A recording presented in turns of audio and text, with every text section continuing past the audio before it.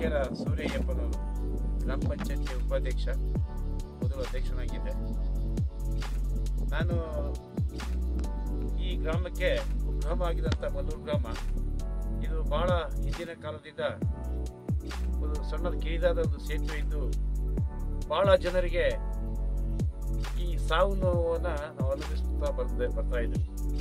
ನಾವು ಹಲವು ವರ್ಷಗಳಿಂದ ಮಂತ್ರಿಗಳ ಬಳಿ, ಹಲವು ಶಾಸಕರ ರಸ್ತೆಯನ್ನು ಮೇಲ್ದರ್ಜೆಗೆ ಏರಿಸಿಕೊಡಿ ಅಂತ ಹೇಳಿದ ಸಂದರ್ಭದಲ್ಲಿ ಹಲವಾರು ವರ್ಷಗಳಿಂದ ಆಗಲಿಲ್ಲ.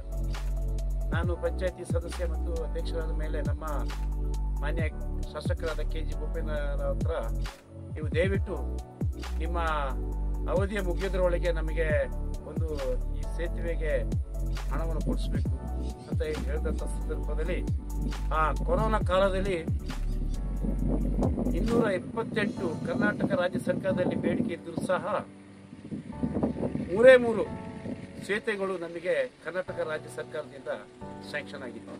ಅದು KRDCL ಡಿಪಾರ್ಟ್ಮೆಂಟಿಂದ.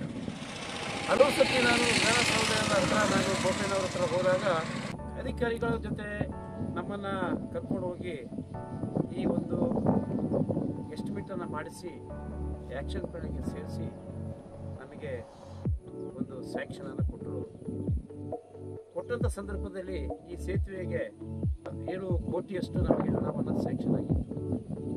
ತದನಂತರ ನಮಗೆ ಈ ಮೇಲ್ದರ್ಜೆಗೆ ಸೇತುವೆಯನ್ನು ಏರಿಸಿದಾಗ ರಸ್ತೆಗಳು ಬಹಳ ಕಿರಿದಾಗಿತ್ತು. ಪುನಃ ನೆರೆ ಬಂದಾಗ ಪುನಃ ಜನಗಳು ಆ ಕಡೆ ದಾಟಲಿಕ್ಕೆ ಆಗಿದ್ದಿಲ್ಲ. ಅದರಿಂದ ನಾವು ಪುನಃ ಮರು ಎಸ್ಟಿಮೇಟನ್ನು ಮಾಡಿ ಆ KRDCL ಡಿಪಾರ್ಟ್ಮೆಂಟಿಗೆ ನಾವು ಕೊಟ್ಟಾಗ ಅದು 30 ಕೋಟಿಯಷ್ಟು.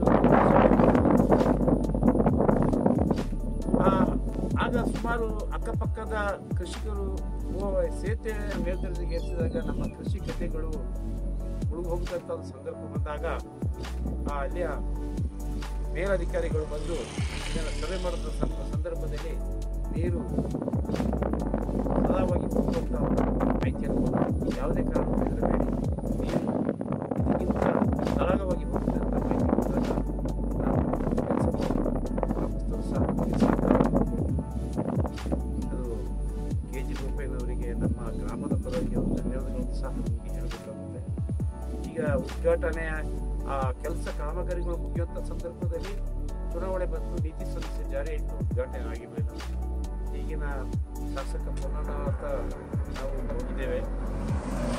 ಶಾಸಕರೇ ನೀವು ಉದ್ಘಾಟನೆಯನ್ನು ಮಾಡಬೇಕಾಗ್ತಂಥ ಸಂದರ್ಭದಲ್ಲಿ ಆಗಲೇ ನೀತಿ ಸಮೀಕ್ಷೆ ಇರುವುದರಿಂದ ನಾವು ಇವಾಗ ಉದ್ಘಾಟನೆ ಮಾಡಲು ಬರುವುದಿಲ್ಲ, ನೀವು ಒಂದು ಡೇಟನ್ನು ನಾನು ಕೊಡ್ತೇನೆ ಬನ್ನಿ ಅಂತ. ಆ ಉದ್ಘಾಟನೆಯನ್ನು ಮಾಡಲಿಕ್ಕೆ ನಾವು ಕಾತುರದಲ್ಲಿ ಗ್ರಾಮಸ್ಥರು ಮತ್ತು ಊರಿನವರು ಇದ್ದೇವೆ. ಅದನ್ನು ನಾವು ಮತ್ತೊಮ್ಮೆ ನಾನು ಶಾಸಕರ ಬಳಿಗೆ